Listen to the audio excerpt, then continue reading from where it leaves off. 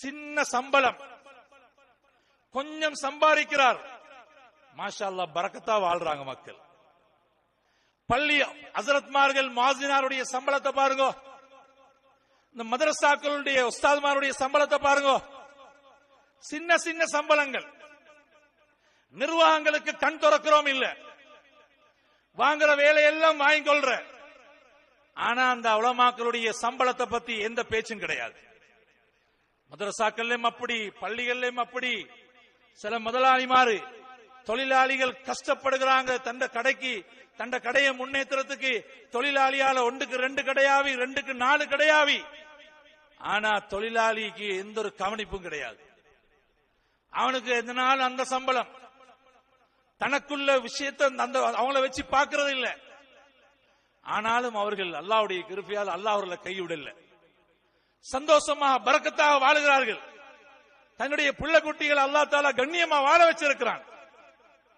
அல்லாஹ் நல்லடியார்களே, ஒரு பள்ளியில ஒரு 10-12 வருஷத்துக்கு முன்னாடி குதுபாவுக்கு போனேன்.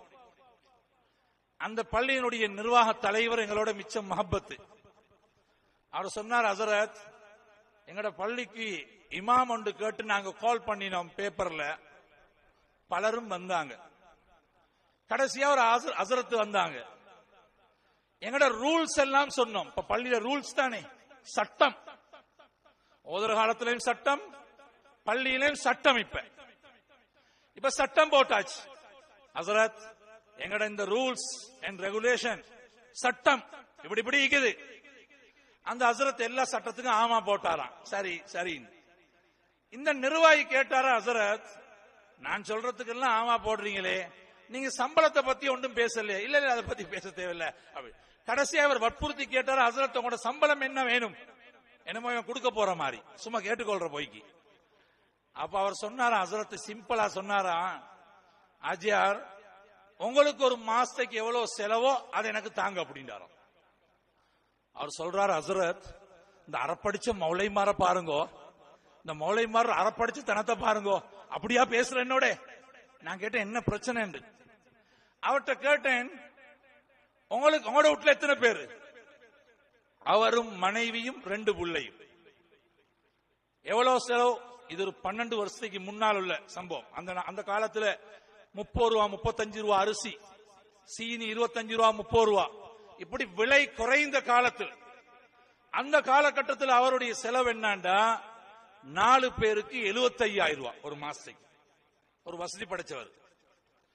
நான் கேட்டேன், நீங்க ஹஸரத்திட்ட கொஞ்சம் விசாரிக்கே, அவர் வீட்டுல எத்தனை பேருண்டு? நான் கேட்டு அவர் சொன்னாரு, அவரும் மனைவியும் 2 பிள்ளையும், இவர் உம்மாவும் மனைவி உம்மாவும் 6 பேர். அப்படியா? நீங்க எவ்வளவு தாரண்டு சொன்னீங்க? ஒரு 17-18,000. 6 பேருக்கு 18,000. உங்களோட 4 பேருக்கு 75,000. ஏன் ஹஸரத்துக்கு வாய் வயிறு இல்லையா? ஹஸரத்து சாப்பிடக்கூடாதா? ஹஸரத்து கரண்ட் பில் கட்டுறது இல்லையா? தண்ணி பில் கட்டுறது இல்லையா? ஹஸரத்துல புள்ள குட்டிக்கு மருந்து வந்த எந்த நாள் அந்த ஓபிடி போய்தா சீரழியணும். ஒரு பிரைவேட்ல மருந்து எடுக்கிறதுக்கு அவரோட கையில சல்லி, அவர் வீட்டுக்கு ஒரு 10 விருந்தாளி வந்துட்டாங்க, என்ன செய்வாரு? அப்ப நீங்க சொகுசா வாழணும். ஹஸரத் மாறு எப்படி வாழ்ந்தாலும் சரி, ஆனா டைமுக்கு முஸல்லா அலைக்கணும், சொல்றத செய்யணும். இல்லாட்டி எங்களுக்கு என்ன ஹஸரத் மாறு இல்லையா? எங்களுக்கு என்ன உஸ்தாத் மாறு இல்லையா? எங்களுக்கு என்ன மௌலை மாறு இல்லையா? ஈக்கிறண்டா இருங்க, இல்லாட்டி போங்கன்றான். ஒழுக்கம் கெட்ட நிர்வாகிகள். உலமாக்கள்கிட்ட சொல்றான், ஒரு 3-4 மாசத்துக்கு முன்னால ஒரு பள்ளியினுடைய விடயத்தை கேள்விப்பட்டேன். அந்த நிர்வாகி மௌத்துக்கு முன்னால் அல்லாஹ் அவனை மன்னிக்கணும், பாவம். ஒரு இமாம்கிட்ட சொன்னாராம், ஹஸரத்துக்கிட்ட அவர் சொன்ன வார்த்தை பெரிய பயங்கரமாய்க்குது. அடைந்து பேசுகிறான் ஹஸரத்துக்கு. சொன்னான், அடே உங்களை நாங்க தின்ன தந்து வளர்க்கிறோம், ஈக்கிறண்டா இருங்கடா, இல்லாட்டி போங்கடான்னு சொல்லிக்கிறான். இப்படிப்பட்ட ஒழுக்கம் கட்டவன் நிர்வாகத்துக்கு சரி வருமா? அல்லாஹ்வுடைய பள்ளிவாசல், மதரசாக்கள், ஒழுக்கம் இல்லாத நிர்வாகிகள், உலமாக்களை உஸ்தாதுமார்களை கண்ணியப்படுத்த தெரியாதவன், இல்முடைய பெருமை தெரியாதவன், நபிமார்களுடைய வாரிஸ். நீ எவ்வளவு பெரிய கோடீஸ்வரனா இருந்தாலும் ஒரு ஆலிமுடைய இடத்துக்கு வர முடியாது. அது ஆட்டோற்றவன் மகனாய்க்கேலும். ஆலிம்சா ஆட்டோற்றவன் மகனாய்க்கேலும்.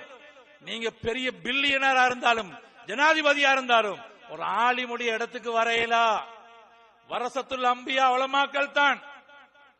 ஒரு ஆலிமோட அடைந்து பேசுறதா இருந்தா, சின்ன தந்து வளர்க்கிறோம் சொல்றதா இருந்தா, எவ்வளவு பெரிய ஒழுக்கம் கட்டவன் இவன் எல்லாம் மஸ்ஜிதுக்கு இல்ல தகுதி, மையவாடிக்கு தான் தகுதி. அல்லாஹ் நல்லடியார்களே, இன்றைக்கு உலமாக்களை மதிக்க தெரியாதவர்கள் நிர்வாகிகள், உலமாக்களுடைய கஷ்டங்களை நஷ்டங்கள் தெரியாதவர்கள், உலமாக்களுடைய சந்தோஷத்துல துக்கத்துல பங்கு கொள்ளாதவர்கள்.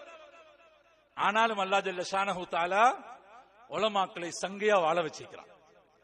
சின்ன சம்பளம் எடுத்து புள்ள குட்டிகளை கௌரவமா வாழ வச்சிருக்கிறான்.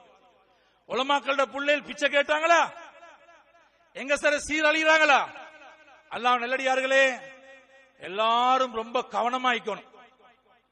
கொழும்புல ஒருத்தன் என்கிட்ட சொன்னா ஹஜ்ரத் பல வருட காலம் எதிர்பார்த்தேன் நிர்வாகத்துக்கு வாரத்துக்கு, இந்த முறை சான்ஸ் ஒன்று கிடைச்சி நிர்வாகத்துக்கு வந்தீங்க.